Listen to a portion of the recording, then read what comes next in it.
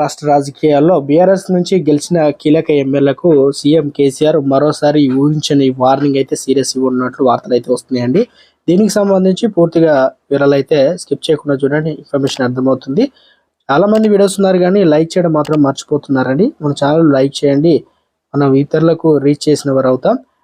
Subscribe చేయడం కూడా channel మర్చిపోతున్నారని channel subscribe చేసుకోండి. ఇలాంటి ఇన్ఫర్మేషన్ అన్ని కూడా లేటెస్ట్ అప్డేట్స్ తెలుసుకుంటారండి. మిత్రులందరికీ వీడియోను షేర్ చేయండి. ఈ మధ్య బీఆర్ఎస్ లో జరిగిన తప్పుదాలను బహిర్గతం చేస్తూ ఎమ్మెల్సీ తక్కెలపల్లి రవీందర్ రావు చేసిన కామెంట్స్ ఆ పార్టీలో అలజడి రేపుతున్నది. రవీందర్ ఎవరిని ఉద్దేశించి అలా మాట్లాడి ఉంటారని అసెంబ్లీలో లాబీలోనే ఎమ్మెల్యేలు ఆరా తీస్తూ కనిపించారు. వరంగల్ జిల్లాకు చెందిన లీడర్లు ఉద్దేశించి మాట్లాడారా లేక మిగతా జిల్లాలకు చెందిన లీడర్లకు కామెంట్ చేశారా అని చర్చించుకుంటున్నారు.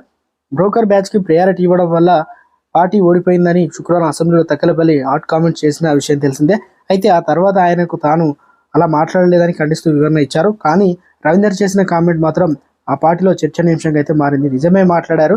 కాగా రవీందర్ రావు మాటల్లో నిజం ఉందని, కేవలం బ్రోకర్ బ్యాచ్ వల్లే పార్టీ నష్టపోయిందని మొదటి నుంచి పార్టీలో ఉన్న నాయకులు అభిప్రాయపడుతున్నారు. ఇంటర్నల్ మీటింగ్లో మాట్లాడుకుంటున్నారు. అయితే వరంగల్ జిల్లాకు చెందిన ఓ మాజీ మంత్రి వద్ద రవీందర్ చేసినటువంటి కామెంట్స్ ప్రస్తావించగా తాను ఉద్దేశంతో చేయలేదని కొట్టిపారేసిన ఆ జిల్లాకు చెందిన లీడర్లు వివరించారు. అయితే ఈ మధ్య ఎమ్మెల్యేగా గెలిచిన ఎమ్మెల్సీ పదవికి రాజీనామా చేసిన ఓ లీడర్ అసెంబ్లీ కనిపించగానే ఓ మాజీ మంత్రి అన్న రవీందర్తో ఎందుకు గొడవ పడుతున్నాం, ఆయనతో నీకేమైంది, చెడిందా అని ప్రస్తావించారు. దానికి సదరు ఎమ్మెల్యే అతనితో ఫేస్వేలో అని కామెంట్ చేసి ఆ టాపిక్ పై మాట్లాడేందుకు ఇష్టపడలేదు. అయితే రవీందర్ను త్వరలో సీఎం కేసీఆర్ పిలిచి మాట్లాడే ఛాన్స్ ఉన్నట్లు పార్టీలో ప్రచారం జరుగుతుంది. అయితే రవీందర్ రావు కామెంట్స్ వల్ల నష్టం వచ్చిన వాస్తవాలు బయటికి వస్తున్నట్లు మెజారిటీ లీడర్లు అభిప్రాయపడుతున్నారు.